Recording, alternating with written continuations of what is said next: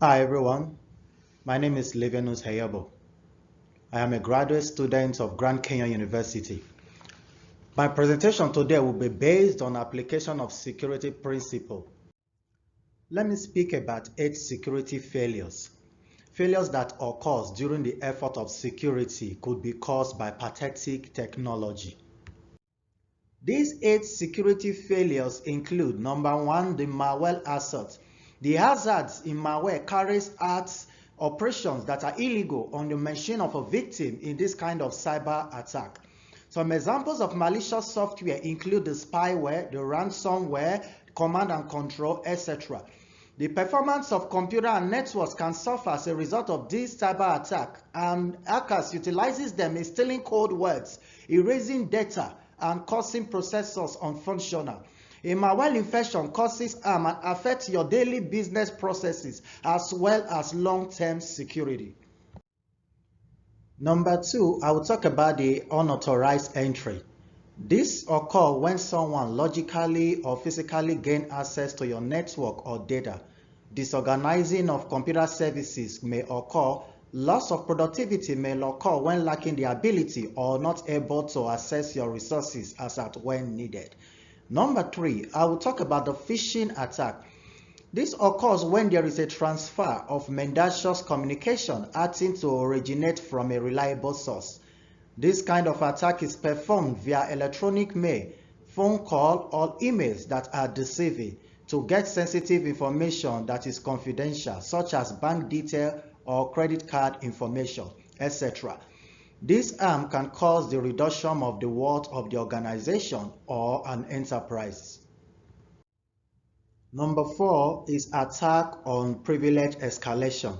This occurs when illegal access is gained to an extent whereby the level of privileges and rights is at a more substantial level than any individual should possess. Those in charge of this kind of assault are insiders or outside risk actors. Limiting the number of administrative accounts, hereby adopting the principles of least privilege in the system, would avoid this. Number 5 is the breach of internal security. As the continuity of external hackers assault persists, obviously flocking into this breach that is being reported. The threat occurs within. Several reports indicate that there are employees who leak personal/private information for the purpose of malicious activity, but in this case, it could be caused by carelessness or by human error. Number 6 is scanning of third party.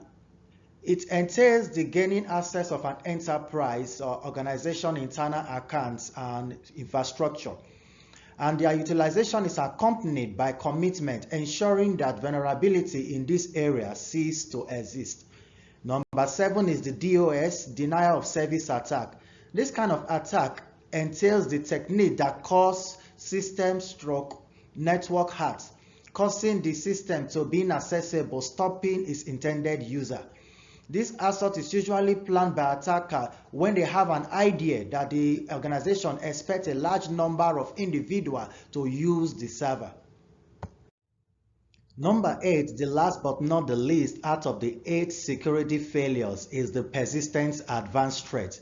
This kind of attack is when someone who is not sanctioned pushes forward in gaining admission into a network, and for a long period of time it remains hidden. This assault could cause a lot of destructions to an organization because the access of hackers is constant to a censorious organization data. As this presentation proceeds, I will relate the security flaws of cybersecurity concept, the CIA triad. It is as a result of the failure of security measure, the CIA, which is the integrity, confidentiality, and accessibility, was designed for the setting up of policies and procedures to keep away from compliance concerns.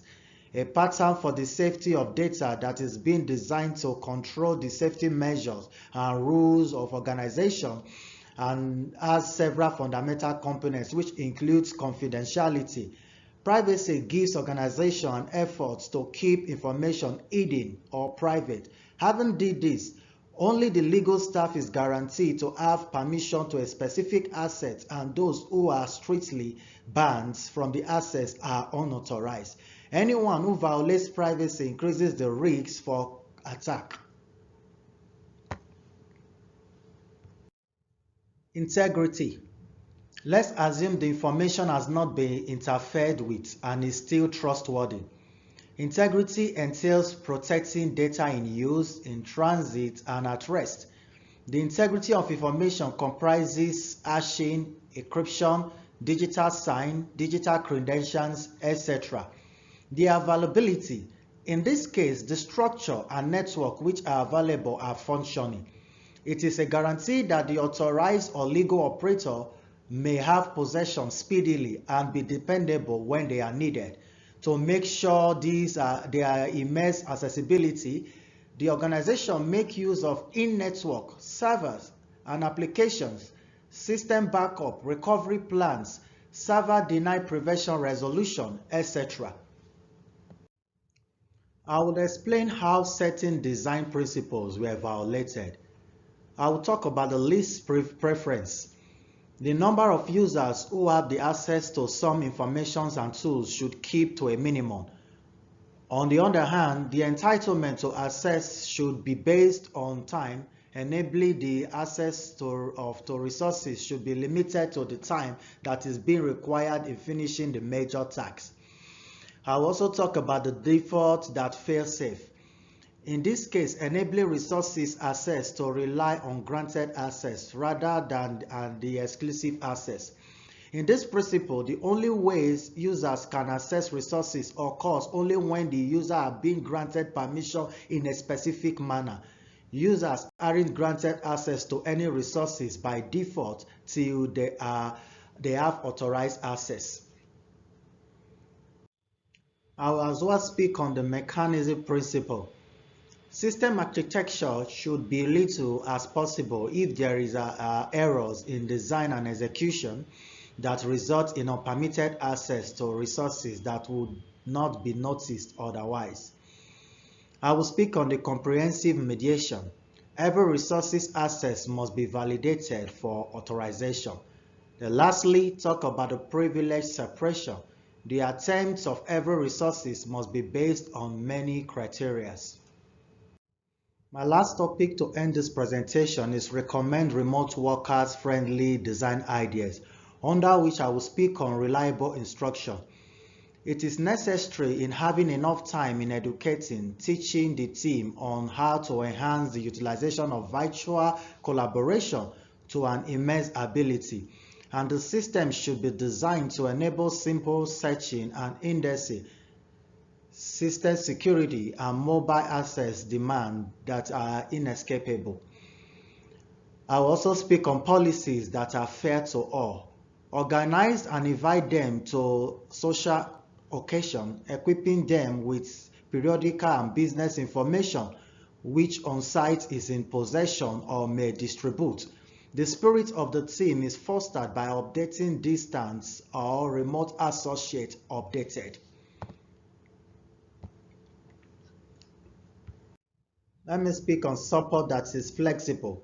Create a means of support infrastructure that will designate workers who is remote inquiries and ensure to make their workers' troubleshooting tools to be current.